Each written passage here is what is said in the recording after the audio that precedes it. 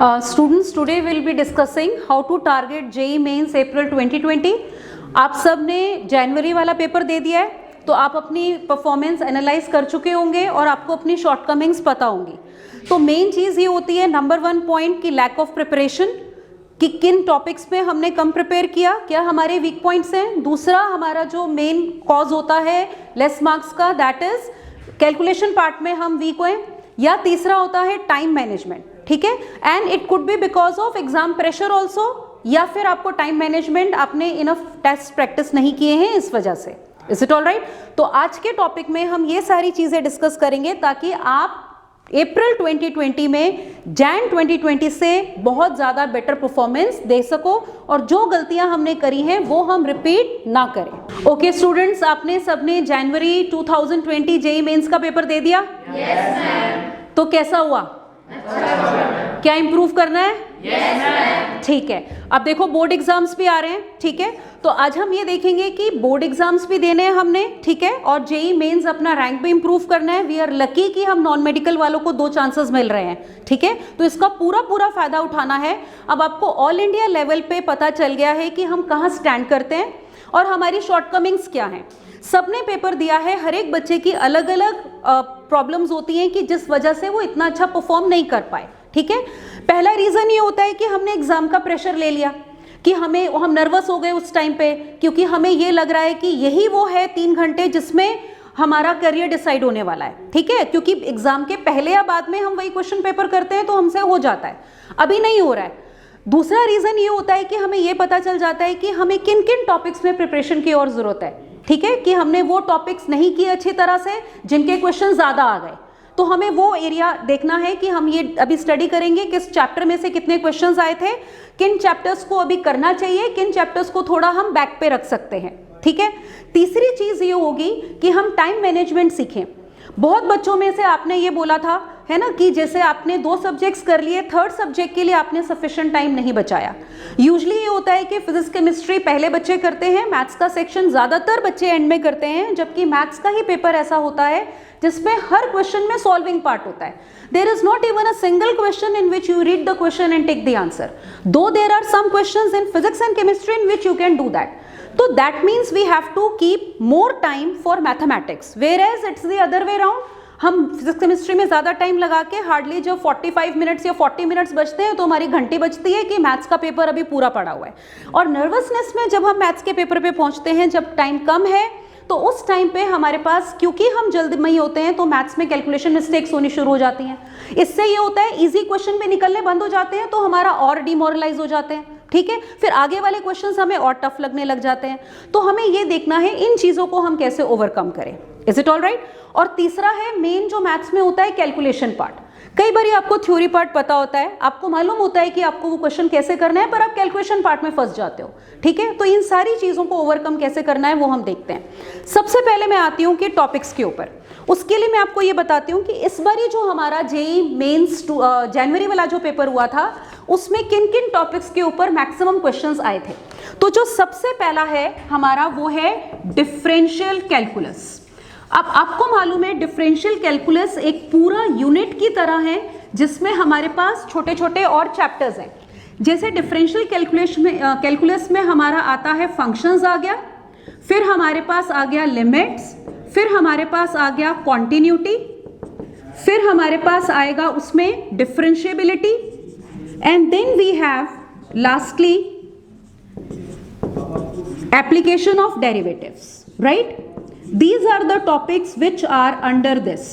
अब देखो कहीं ना कहीं ये टॉपिक्स एक दूसरे से रिलेटेड है। आपको पता है इनमें से कोई भी टॉपिक करना है तो आपको फंक्शंस पता होना चाहिए। तो अगर आपने बेसिक फंक्शंस कर लिया तो उसके बाद लिमिट और कॉन्टिन्यूटी में हमें प्रॉब्लम नहीं आएंगी, क्योंकि फिक्स टाइप्स होती है लिमिट्स की। और इसी तरह से अगर लिमिट्स है तो कॉन्टिन्यूटी करने में प्रॉब्लम नहीं है। और अगर हमारा ये क्लियर है तो डिफरेंशिएबिलिटी में भी आपके फिक्स टाइप्स है कि इस टाइप को हमने ऐसे डिफरेंशिएट करना है और उसी से रिलेटेड हमारा एप्लीकेशन ऑफ डेरिवेटिव है। तो अगर हम इसकी होलसम स्टडी कर लें तो इसके ऊपर कोई भी क्वेश्चन आएगा तो वो हम इजीली टैकल कर सकते हैं। इसके ऊपर आपका 18% इस बारी क्वेश्चंस आए थे। ठीक है, डिफरेंशियल कैलकुलस के ऊपर बहुत मेजर पार्ट था ये।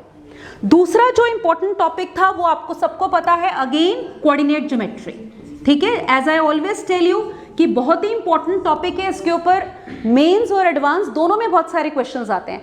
अब आपको पता है कि कोऑर्डिनेट ज्योमेट्री में आपके पास आता है स्ट्रेट लाइन आ गया, ठीक है, सेकेंडली आपके पास आ गया सर्कल्स आ गया, फिर हमारे पास तीसरा आ गया parabola, then we have ellipse, और फिर हमारे पास क्या आएगा बोलो, हाइपरबोला, ठीक है। अब आपको मालूम है कि इनमें से अगर हमें कोई भी चैप्टर करना है तो उसमें स्ट्रेट लाइन का यूज होता है, स्ट्रेट लाइन के रिजल्ट सब में यूज होते हैं। तो अगर स्ट्रेट लाइन हमारा वीक है तो सर्कल, पैराबोला, इलिप्स, हाइपरबोला भी वीक रह जाएगा। तो इस टॉपिक को करना बहुत जरूरी है। फिर इनमें भी जो क्वेश्चंस आते हैं इन सब में, चाहे वो मेंस है या एडवांस है, हमारे पास मल्टीपल कॉन्सेप्ट्स के ऊपर क्वेश्चन आते हैं। जैसे कॉमन टेंजेंट का क्वेश्चन आएगा, पैराबोला, सर्कल दोनों का आएगा, कॉमन टेंजेंट का। तो इनमें अगर आपने एक टॉपिक किया दूसरा छोड़ दिया तो वो अधूरी नॉलेज है, तो उससे हमारा क्वेश्चन कोऑर्डिनेट का नहीं होगा। तो एक लेवल तक अगर हम इस चैप्टर को कर लेंगे, इस टॉपिक को कर लेंगे, तो उसके ऊपर कोई भी क्वेश्चन आएगा, इंटरमिक्सिंग करके कोई भी परम्यूटेशन कॉम्बिनेशन वो बनाएंगे किसी दो चीजों का, तो we can tackle it very easily. तो कोऑर्डिनेट ज्योमेट्री के ऊपर जो आपका इस बार आया था दैट वाज 14% क्वेश्चंस आपके कोऑर्डिनेट ज्योमेट्री के आए थे। तो इसका मतलब ये बहुत ही इंपॉर्टेंट टॉपिक है, ठीक है। उसके बाद जो अगला टॉपिक है वो है integral calculus. Is it all right? अब इंटीग्रल कैलकुलस में तीसरा अगर हम ये लेते हैं तो आपको पता है ये भी सारे चैप्टर्स आपस में इंटरकनेक्टेड है। अगर आपने पहला इनडेफिनेट इंटीग्रेशन अच्छे से कर लिया, इज इट ऑल राइट, जिसकी सारी टाइप्स अगर आप कर लेते हो तो ना आपको उसके बाद डेफिनेट इंटीग्रेशन में प्रॉब्लम आने वाली है, ना उसके बाद आपको एरिया अंडर कर्व में प्रॉब्लम आएगी, क्योंकि आपने फिगर बनानी है, करना तो इंटीग्रेट ही है, ठीक है। और ना ही आपको किस में प्रॉब्लम आएगी, डिफरेंशियल इक्वेशंस में, क्योंकि अगर इनडेफिनेट आपने सारी टाइप्स ठीक से कर ली तो वही चीजें थोड़ी सी मॉडिफाई होके बार बार यूज हो रही हैं, ठीक है। तो ये भी ऐसा है कि जिसमें अगर आप इंडेफिनेट पे कंसंट्रेट कर रहे हो और हर एक की टाइप याद रख रहे हो तो उसके ऊपर कोई भी क्वेश्चन कॉम्बिनेशन में आता है तो हम कर सकते हैं। तो ये तीन मेन टॉपिक्स हैं। इसके अलावा इंटीग्रल कैलकुलस में जैसे इस बार आपका बेटा आया था 13%। फिर एक जो होलसम लास्ट हमारा टॉपिक होता है जो जिसमें बहुत सारी चीजें इंक्लूडेड हैं, वो आपको मालूम ही है, ट्रिग्नोमेट्री, है ना। अब ट्रिग्नोमेट्री ऐसी है कि अगर इसके फॉर्मूले हमें ठीक से याद नहीं है और वहां पे हम फंबल कर रहे हैं पेपर में, ठीक है ना, कि कोई भी अगर हमारा डिफरेंशियल कैलकुलस का क्वेश्चन है या हमारा इंटीग्रेशन का क्वेश्चन है जिसमें ट्रिग्नोमेट्रिक फंक्शन है, तो अगर ट्रिग्नोमेट्री के फॉर्मूले नहीं पता तो हम नहीं कर पाएंगे। इसके फॉर्मूले आपने बहुत अच्छे से रिवाइज करने हैं, पहली बात, ठीक है। उसके बाद अगर ये ठीक है तो ट्रिग्नोमेट्रिक इक्वेशंस भी हो जाएगा और इनवर्स ट्रिग्नोमेट्री की प्रॉपर्टीज भी आपको पता है, ट्रिग्नोमेट्रिक फंक्शंस के ऊपर बेस्ड है। तो ये चार टॉपिक्स तो ऐसे हैं जिनको हम बिल्कुल भी निग्लेक्ट नहीं कर सकते। इनके ऊपर मैक्सिमम ट्रिग्नोमेट्री की इस बारी वैसे कम आई थी 6%, लेकिन हो सकता है कि आपको अप्रैल वाले एग्जाम में इसके ज्यादा क्वेश्चन आ जाएं, क्योंकि इसमें बहुत सारे टॉपिक्स कवर्ड हैं, ठीक है। एक ट्रिग्नोमेट्रिक आइडेंटिटीज हो गया, एक ट्रिग्नोमेट्रिक इक्वेशंस हो गया, एक आपका प्रॉपर्टीज ऑफ ट्राइंगल हो गया और एक इनवर्स ट्रिग्नोमेट्रिक फंक्शन हो गया। अगर चारों के ऊपर एक एक भी क्वेश्चन आता है तो इसकी वेटेज बढ़ जाएगी, तो ऐसा पॉसिबल है। तो ये चार टॉपिक्स जो हमारे होलसम हैं, जिनमें बहुत सारी चीजें इन्वॉल्व हैं, इनको हमने ठीक से एक तो प्रिपेयर करना है। अब इसके बाद हमारा एक तो ये हो गया, इसमें कमी नहीं रहनी चाहिए, क्योंकि इसमें कमी रही तो हमारे बहुत सारे क्वेश्चंस पे इफेक्ट हो जाएगा। उसके बाद अब आते हैं जो छोटे छोटे टॉपिक्स हैं, उनमें हमने वो देखना है कि वो टॉपिक्स जिनमें इनपुट कम है और आउटपुट ज्यादा है। जैसे हमारा हो गया स्टैटिस्टिक्स, फिर हमारा मैथमेटिकल रीजनिंग, बहुत छोटे छोटे से टॉपिक है हमारे, ठीक है ना, लेकिन इनमें प्रिपेयर करने में हमें घंटा 2 घंटा लगेगा और इसका क्वेश्चन शॉर्ट हमारे 4 मार्क्स हमें मिल जाएंगे। इसी तरह वेक्टर्स और 3D, इसमें जो लेंथ ऑफ क्वेश्चंस होती है वो भी बहुत कम होती है। वेक्टर्स का क्वेश्चन बहुत ज्यादा लेंथी है, कैलकुलेशन पार्ट वाइज नहीं होता है, ऐसे ही 3D का भी नहीं होता है। तो वेक्टर्स हो गया, 3D हो गया, स्टैट्स हो गया, रीजनिंग हो गया। उसके अलावा जो टॉपिक्स हैं जैसे परम्यूटेशन, कॉम्बिनेशन और प्रोबेबिलिटी है, इसमें कितना भी बच्चे प्रिपेयर कर लें, ज्यादातर श्योर नहीं होते हैं वो कि हम इसमें फुल्ली प्रिपेयर्ड हैं, तो इसको आप बात के लिए रख सकते हो, ज्यादा टाइम इस पे ना लगाओ। लेकिन हर चैप्टर को एक लेवल तक करना जरूरी है, क्योंकि कोई पता नहीं होता, जो आपका चैप्टर टफ है, आपको टफ लग रहा है, उसका क्वेश्चन इजी आ गया, बिल्कुल डायरेक्ट क्वेश्चन आ गया, तो कोई चैप्टर छोड़ना नहीं है, हर चैप्टर को एक लेवल तक प्रिपेयर करना है, because we do not know किस चैप्टर में सिंपल क्वेश्चन आने वाला है और किस में डिफिकल्ट क्वेश्चन आने वाला है। फिर बाद में पछताएंगे कि लो जो हमारा चैप्टर बहुत अच्छे से तैयार था वो इतना डिफिकल्ट क्वेश्चन आ गया या लेंदी आ गया कि नहीं हो पाया, और उसमें अगर सिर्फ फॉर्मूला ही पता होता दूसरे में तो हम क्वेश्चन कर लेते। तो do not neglect any chapter, उन चैप्टर्स पे ज्यादा फोकस करो अब जो आपके स्ट्रॉन्ग पॉइंट्स हैं और ये वाला पार्ट जिसमें मैक्सिमम क्वेश्चंस आते हैं, ठीक है। अब दूसरी बात आती है कि हमारी टाइम मैनेजमेंट की, उस वो ही रिलेटेड है एग्जाम प्रेशर से। दोनों चीजें इंटरकनेक्टेड है, इफ एंड ओनली इफ वाला साइन है। एग्जाम प्रेशर है तो टाइम मैनेजमेंट में प्रॉब्लम आएगी, टाइम मैनेजमेंट प्रॉब्लम आएगी तो एग्जाम प्रेशर बढ़ जाएगा। उसको टैकल करने के लिए आपने टेस्ट करने हैं। अब जैसे आपका जेईई मेंस का आपका जनवरी का हुआ था, आपके 2 स्लॉट्स में होता है, एक होता है आपका 9:30 से, है ना, 12:30, और एक 2:30 to 5:30। अब आपने ये कोशिश करनी है, एक बार आपके प्री बोर्ड्स हो जाएंगे, जब आपके पास पूरा दिन होगा तो आप इन 2 टाइम स्लॉट्स में से कोई भी एक टाइम स्लॉट में एक पेपर जरूर करो। आपको पता नहीं है अभी कि आपकी अप्रैल में कौन से शिफ्ट का पेपर होगा, हमारी बॉडी क्लॉक सेट हो जाती है। तो अगर 9:30 to 12:30 हम एक पेपर कर रहे हैं, तो अगर आप उसी टाइम पे आप एक क्वेश्चन पेपर रोज अटेम्प्ट करोगे तो आपका माइंड सेट हो जाएगा और उस टाइम पे आप जल्दी कर पाओगे। इसी तरह ये जो दोपहर वाला टाइम है 2:30 to 5:30, कभी एक स्लॉट में कर लो, कभी दूसरे स्लॉट में कर लो, ऑल्टरनेट कर सकते हो, ठीक है। फिर 2:30 to 5:30 आप 3 घंटे बैठ के पेपर करो। एक तो आपकी माइंड क्लॉक सेट हो जाएगी, है ना, कि उस टाइम पे हमें पेपर करना है। जैसे हमें भूख एक फिक्स टाइम पे लगती है क्योंकि हमारी कंडीशनिंग हो रखी होती है, इसी तरह आपका ब्रेन उस टाइम पे चलेगा, इट्स अ फैक्ट। ज्यादा चलेगा अगर आपने उस टाइम पे प्रैक्टिस करी हुई है। दूसरी चीज ये होगी, आप जितने पेपर्स करोगे आपको वैरायटी पता चलेगी, तो आपको ये पता चल जाएगा कि हाँ इस चैप्टर में ये वाली टाइप मुझे नहीं आती, इसमें मुझे प्रॉब्लम आ रही है, तो आप वो ओवरकम कर सकते हो।